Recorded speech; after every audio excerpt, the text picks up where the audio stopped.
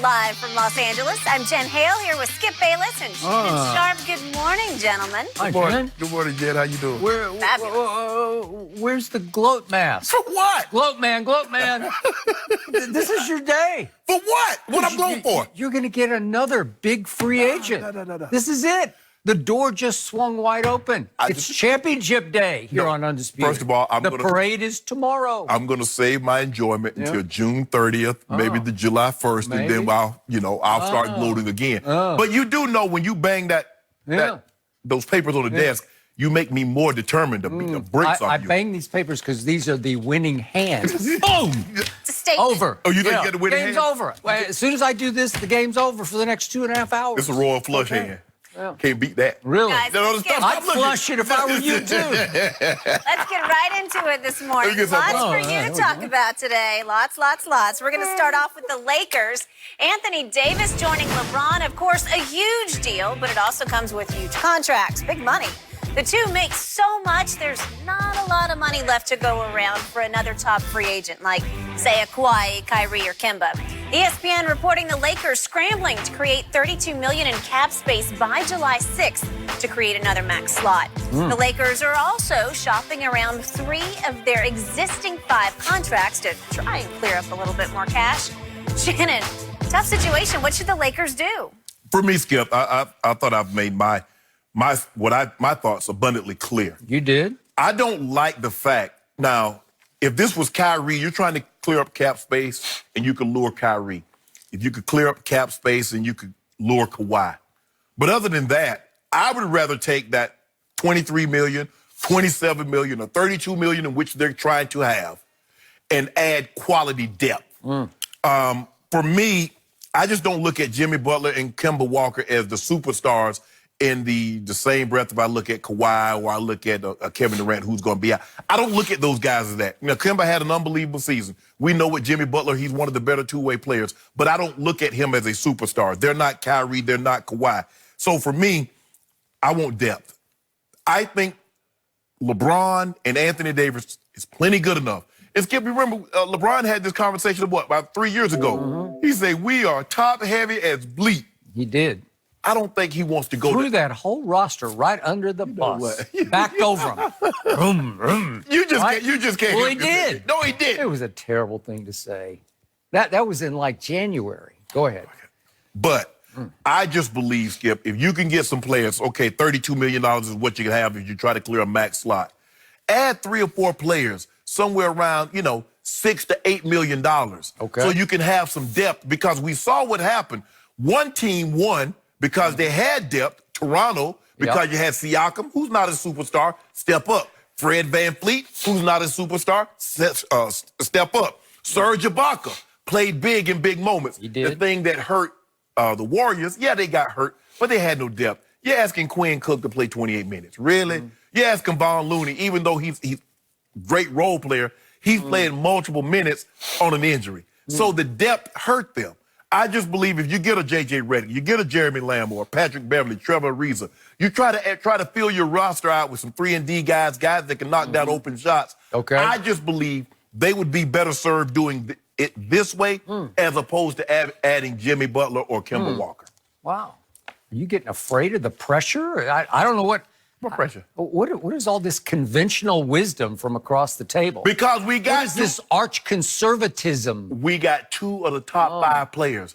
We can bring it home. Those 2 alone can bring it home. Now I need quality depth because, Skip, we're going to need some load management. LeBron James is not playing all 82. So you agree with my point yesterday. Lots of load management. Lots of missed games. Maybe 10. Okay. Maybe 10. That's okay. You're going to revise your prediction of 56 wins? No? We got AD. AD will bring us home. Oh, okay. Well, he's been hurt and hurt and hurt some more.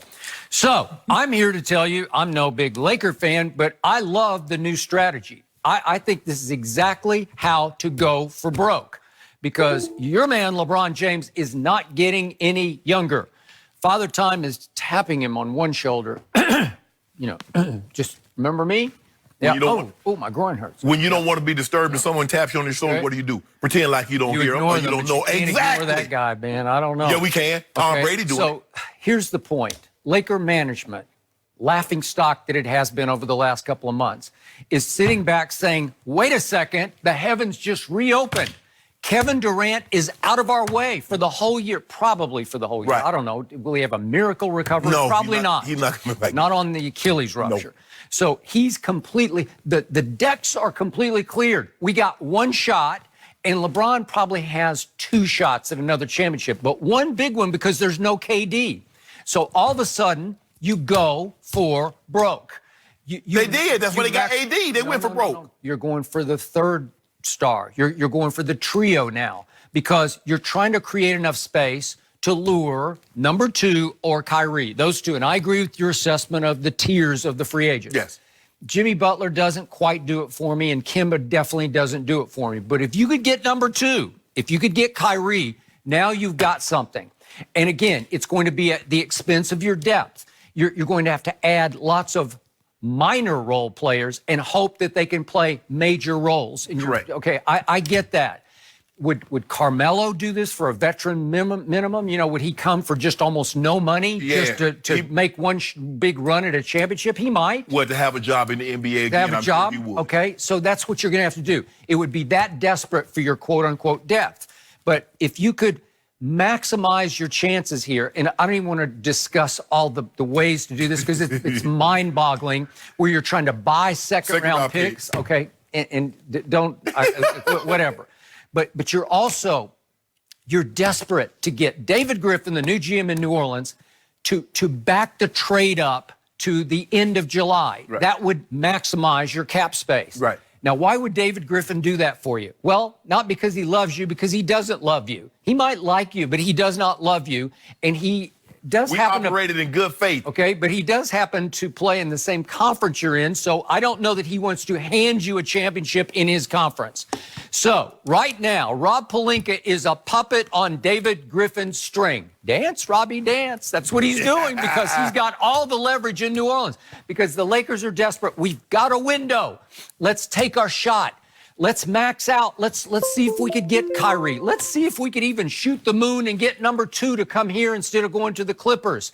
And how do you do that? You're going to have to buy that from David Griffin. And I want everybody to understand, this trade is not finished yet. There's a sort of a quote-unquote verbal handshake because that's all that's been done so far. You understand that? Yes, I do. Do you realize that David Griffin could now say, you know what? I will. I'll push the trade back, but I need Kyle Kuzma. That's what, it's not done yet. I knew you were going to go, no. Why not? That's what I would ask for. I'd say throw in Kuzma and I'll do it. No. Okay? You do understand. Skip, you do understand how this thing works now. You scratch my back, I'm going to scratch yours. Well, nobody's back has been scratched yet. Do you know who one of the most powerful agents rising in the NBA is, right? The Kingmaker. Yes. Is that who you're talking about? Richie Paul. Richie Paul, the Kingmaker. We will have more top-level clients. Okay? Remember this, David Griffin. Oh, so you're going to stick it to old David. Oh, that's how it works. I don't think he's scared at all. I don't think he's going to lose 1 second of sleep over that threat that you just implied. Jen, my grandma used to have a saying. She said, boy, this toes you step on today might be connected to the foot that leads to the leg and the butt you got to kiss tomorrow. Okay. So be careful how you treat people. You in the catbird David seat. Griffin say you should kiss my you-know-what. That's what he's saying. Right now, New Orleans, you're in the catbird seat. But you won't always be there. Well, right now they are, and they should max it out. Because I'll scratch your back, but you got to really scratch mine. We need Kyle Kuzma. No, see, I said scratch my back. You want a full-on body massage. Well, okay. No, we're not finna do that. Right now, you got to massage that body because you need to go for broke here. Okay, so remember, the trade's still so not done that you're even risking right now, if you're the Lakers, that some other team could say, you know what, we offer this for Anthony Davis. Nothing's done yet. I'm just telling you it's possible. Don't do that. It is possible. Would you do that? I mean, come on now. Come on now. In good faith. We're operating in good faith here. Well, something that we didn't do. The last general manager didn't do. Operate in good faith? No, and where is he? Okay, remember, all is fair in love and NBA war, and this is war. Where is there war, Skip? We got, look, you got a product, we have a product. Okay. Even swap isn't a swindle. You got B.I., you got Lonzo, you got the 4th pick in the draft, and 2 other first rounders. You make it seem like we swindled you. We did this, an even swap. We got AD, who we think is a top 5, top 6 player, and you got all these young players that you can build around. Okay. So what's the problem? Okay, here's the biggest problem is the 4th overall pick belongs right now to the Los Angeles Lakers. It has been reportedly included in this deal that's not done yet. Well, we might pull that. Okay, well, pull it and see what else gets pulled. Maybe the whole deal gets pulled off the table, and where's that going to leave you, Lakers? Nowhere.